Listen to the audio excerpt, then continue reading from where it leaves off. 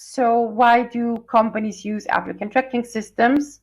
Having mentioned and described a day of a recruiter, if a person receives 12,000 CVs per year that are not even solicited, and this is a regular recruiter, there are recruitment companies that are even more busy. It simply saves time and money when it comes to the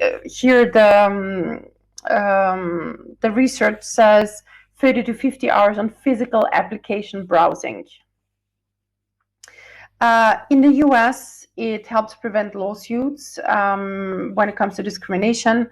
Some AI tools have reported a 20 to 100% increase in gender, ethnic, and socioeconomic diversity of hires. So that's an important point.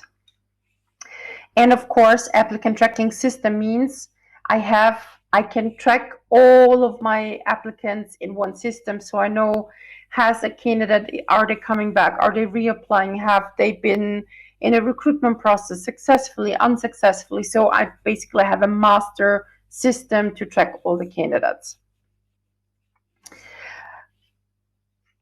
Here's some more data. This is from topresume.com. On average, a corporate job posting receives 250 applications. Of those 250 applications, 4 to 6 will be contacted for an interview, which means 95%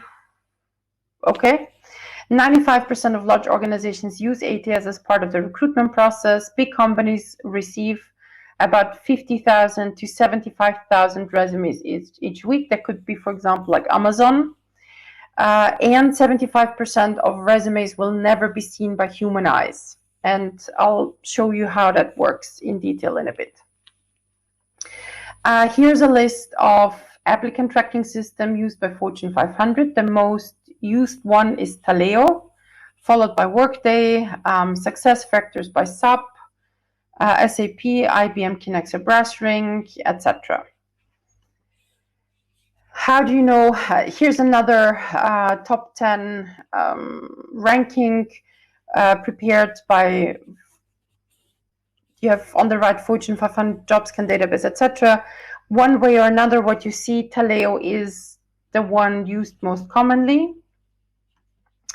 And here, so when you have a job ad and it says click apply, it very often then redirects you to a different website to upload the CV. And when you look at the link, so you have company, what ATS, and then sample job listing URL, you can see 3M uses Workday, Allstate uses IMS, Clorox, ADP, Coca-Cola, Workday, Microsoft, they have their own thing, surprise. Nike uses Taleo, etc. So the link will then tell you what kind of applicant, if there is an applicant tracking system and what kind is used. And if you want to be super diligent, you can then Google that ATS and find ATS specific tips for your CV. Okay, now how did we come up with how ATS CVs should look like? So first, I'll walk you through. I'll walk you through that table. So we have 4 types of CVs. We have the old CV, we have the for human CV, optimized, and JobScan. Old CV means this was a CV that was submitted by a client to us, and on a scale from 1 to 10, it would have received a 2 for humans in terms of quality. Then we worked on that CV. So the for human CV is our, on a scale from 1 to 10, we would have given that CV, let's say, a 9. Optimized means we had implemented all applicant system tips and tricks that were recommended. And JobScan is the website that simulates the Taleo algorithm. And then we put all 4 CVs through so-called CV scanners.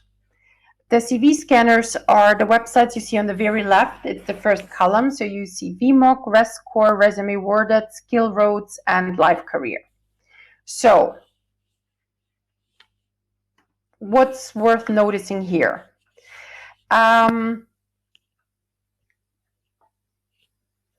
Here, for example, we see that the for human CV that would have received a solid 8 or 9 is assessed worse than the before bad version for the human.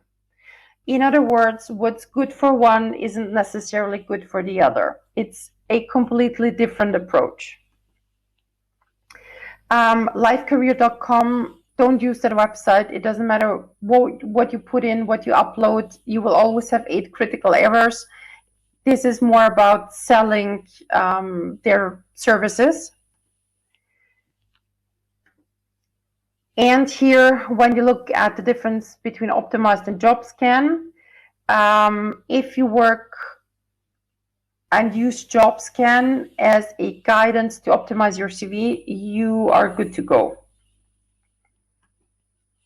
Okay, so how to use job scan? It basically mimics a version of, or mimics a Taleo applicant system. So on the left, you paste your resume or you upload it, and on the right, you paste the job description that you applied to. And then you click scan, and then it tells you, based on your current CV, the system would match you at 28%. Now, here's the thing. We did that with our client CV, and had a human received that CV, they would have seen she's a really solid candidate and should be definitely interviewed. But ATS said no. As we already saw before, what's good for ATS is not necessarily good for human, and vice versa. So let me show you the process. So on the very left, we have the initial match of 26%. And then we added 5 lines, which is yellow. And all of a sudden, a 26% match doubled to 52%. And again, it's 5 lines. With the 77, we added another 5 lines. And with the 85% match, it's in total, I think, 13 or 15 lines. Same candidate, same competencies, no lies. And we adapted the format a bit. And we went from a 26% match to an 85% match. This person definitely will be recommended for an interview by a human. What the applicant tracking system basically does is to compare keywords from the job description and the CV, and sometimes something else that is maybe added in the background in terms of looking for. Here we have a question in the chat. So we take a good CV for human and we add some key lines for the ATS. Correct. If only it were that simple. Unfortunately, you're thinking the right direction, but it's unfortunately a bit more complicated. So the insights, the best CVs for ATS are chronological with a skills and competency section. The contact details, and these are the differences, the big differences that do make a difference. Contact details, phone number without spaces, add your postal code, city and country, and email address without an active link. ATS don't like active links. So yes, we need to go into optimization mode. Some might say, why would the phone number not have spaces? Because if you had a space, the ATS might think it is a date and interpret that line in your CV as maybe that was a job. So we reduce risks of misinterpreting your data by a bot. Format.pdf unless it asks for a doc, again for the scrambling, etc. No information in the footer or in the header.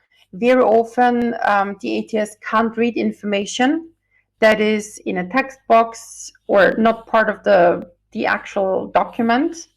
which then also means no tables, no text boxes, no graphics, no images, no columns.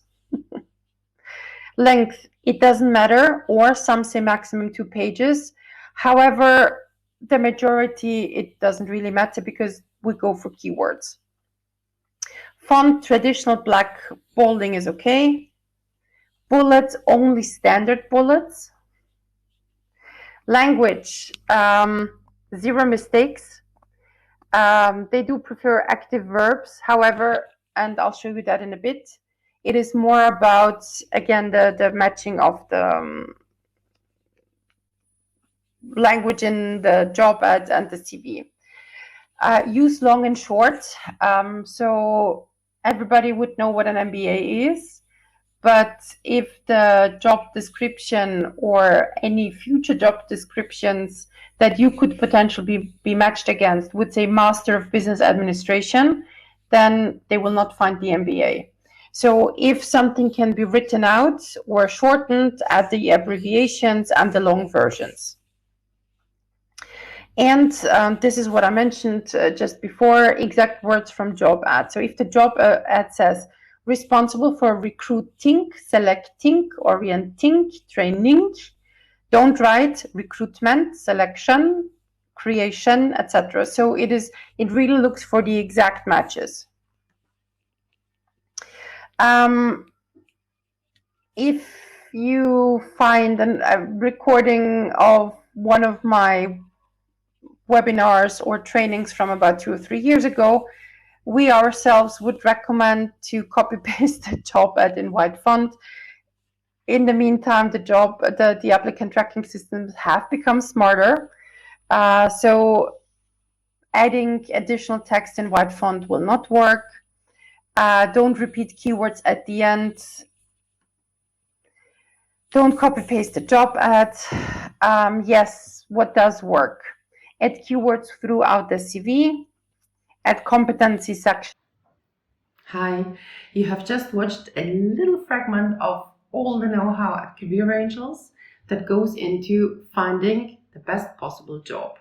We have decided to put our know-how into one very thorough and structured course that is now available on Udemy. In that course, we will walk you through all 4 steps of the job hunting process. Step number 1 is about goal setting, realistic goal setting. We will explain career management theory backed by research, as well as walk you through the parameter bidding exercise. Step number 2 is about your unique selling proposition. In other words, how you position yourself on the current job market. Step number 3 is about communicating that in your CV for applicant tracking systems, and your optimized LinkedIn profile.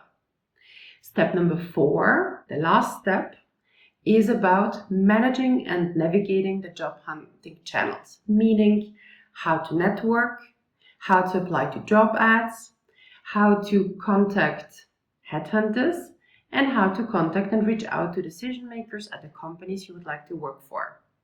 So in summary, the course is very thorough, explains all our methodology, and is now available on Udemy. Summarizing, our course on Udemy walks you through the 4 steps of the job search process. Why did we decide to publish it? We did that so that your own job search becomes less frustrating, faster, and more effective. If you'd like to check it out, find the link down there in the description.